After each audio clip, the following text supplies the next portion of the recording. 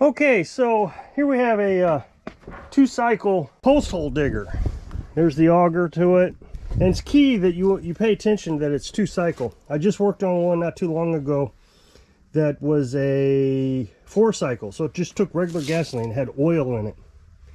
So he says that he doesn't know what's wrong with it. This is his boss's, and his boss told him to take it someplace and get it fixed. So we're going to go through the standard diagnostic process, and I'm going to take an extra step regardless. I kind of learned my lesson on a Poland chainsaw the other day. I'm going to check the cylinder to see if there's any scoring and even do a compression test. Even if it does run, you know, I go through the standard process. Even if it does run, I'm going to do the compression test, because the other day that Poland chainsaw, it ran, but it was hard to start, which, you know, they make fun of Poland because you're pulling so much, but it just wouldn't stay running. It wasn't consistent. It had bad compression.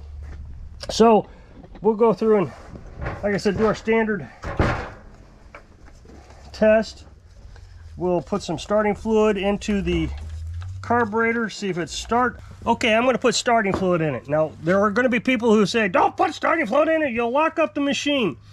Yeah, for the amount of time it's going to run with the starting fluid, it's not going to lock up the machine. There's still enough oil from the last run in the cylinder that it won't lock up. But if you keep spraying it in there to keep it running, that's when you'll tear it up. So one little shot in there to see if it's going to run doesn't hurt anything. I'm going to do this on the ground so it's easier to hold on to.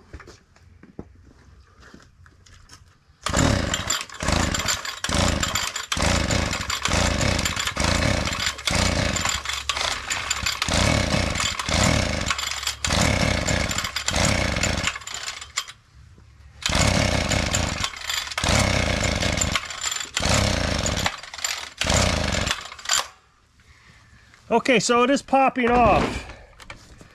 So that means, so far, the only thing we know is that at least it has spark. Now, it still could be a compression issue. So I'm going to remove the spark plug.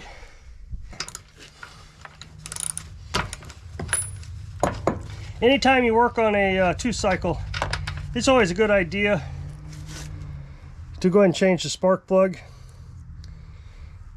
That one actually looks really good, but I'll change it anyways if I have one that size. We'll have to see. So the first thing I'm going to do is I'm going to take out my scope, my endoscope, and I'm going to look down in the cylinder to see how it looks. Unfortunately, it's hard to show you what it looks like because there's not an SD card with this. So I don't see any scoring. See if I can show you. It might be difficult. Now, you'll see horizontal scoring there. That's from the machining process. What you don't want to see is up and down scoring. I mean, there's a little bit, but I doubt if that's going to hold back our compression. So I will put a compression tester on this just to make sure. But so far, everything looks really good. Now, the next step, if I had to, I would take off the muffler and check the piston to see if the piston has any scoring on it. Okay, so I'm squeezing the bubbler to see if there's any gas going through it, and there is gas going through it.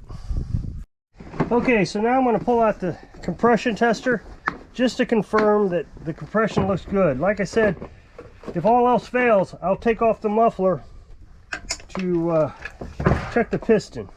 But that's a lot of work, a lot more work that you don't want to have to charge for if you don't have to.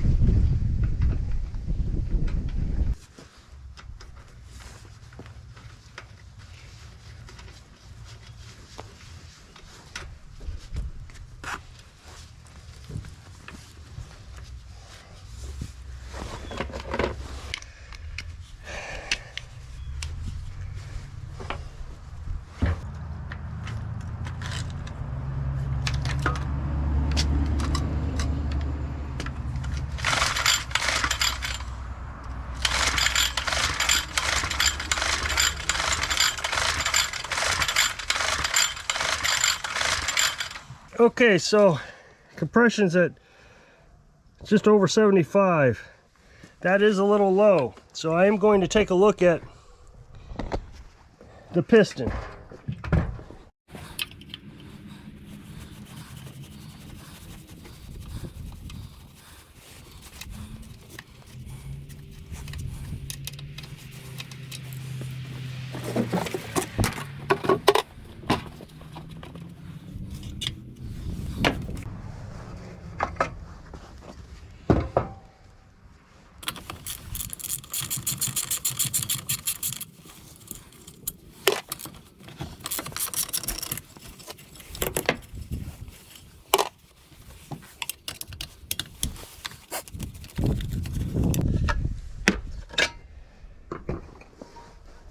Okay, so I don't see any scoring on the piston either. Try to shed some light on this so we can see it better. Yeah, I don't see any scoring. We'll pull it down and look inside.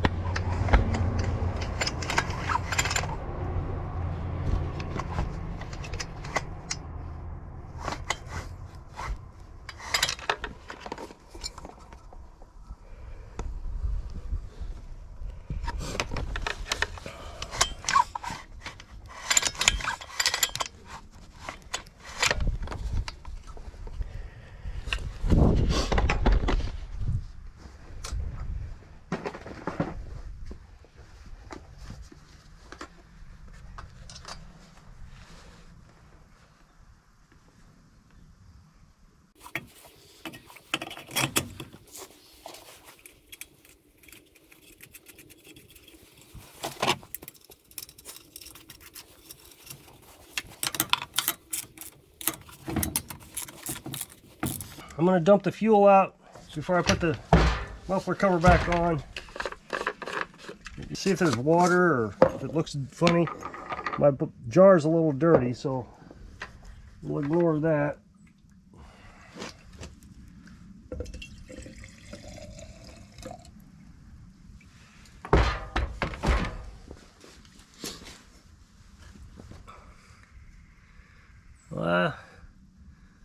I'm thinking it looks pretty good. So now I'm going to put some of my fresh gas in it just to be sure.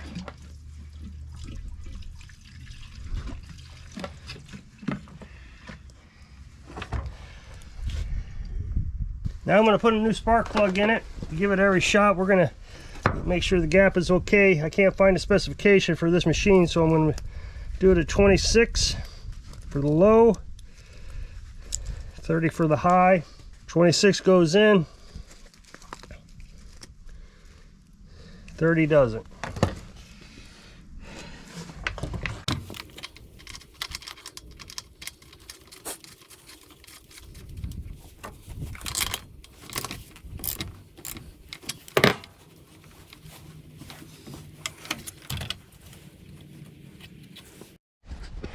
Okay, so now I'm going to take the carburetor off. I'm going to attempt to clean it. We have about a 50-50 shot at that. We'll see how it goes.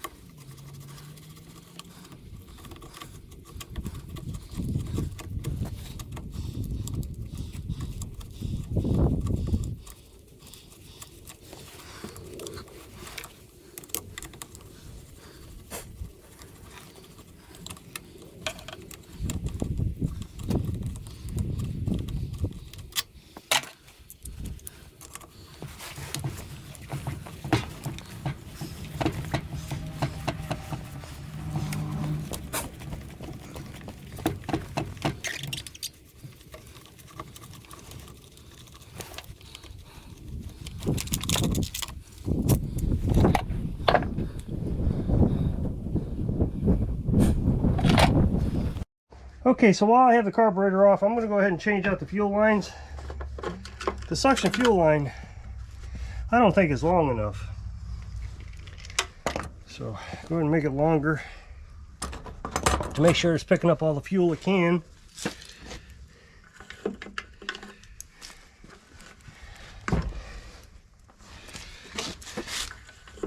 And in case the fuel filter is dirty, we'll get that changed out also.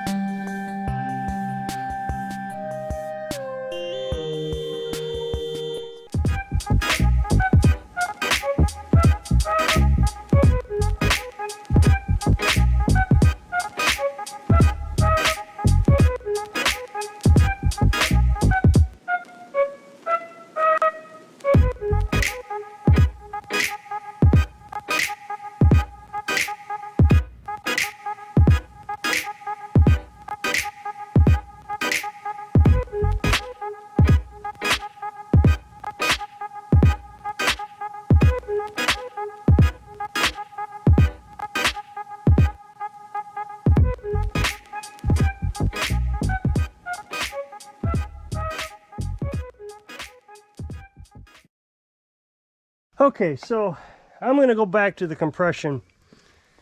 I don't think the pistons in the cylinder look fine, but I don't think the rings are sealing up against the cylinder. It may have been sitting so long that the rings have finally seized up against the piston, and that happens especially on older engines, and they've been sitting for a while. Moisture and condensation get in there and kind of seize them up. So I'm going to tell him that we only got 75 pounds of compression. And there's two other things that kind of cluing me in on this. One is it's trying to start but won't. So if it was carburation, that starting fluid should start it right up, but it's just So the battery died on the camera, so I had to get a new battery. So while I was doing that, I contacted the customer, let them know that I think the piston rings are seized to the piston, and it's probably not worth fixing it up. The other problem I'm having is, since this is a Chinese engine, I can't really find any parts other than the carburetor. So I told him to, you know, pass the word about our services, and no charge. So this is what you got to do to diagnose an engine properly. The three things: you check for spark, fuel, and compression. And I've noticed that two-cycle engines are notorious for having compression issues. So actually, all three of the issues show up quite regularly. Whereas with like a gasoline engine, or a four-cycle engine, is just usually carburetor. So if you click this up next box, it'll take you to a video I was working on something. So I hope this helps you repair your equipment. Thanks for watching.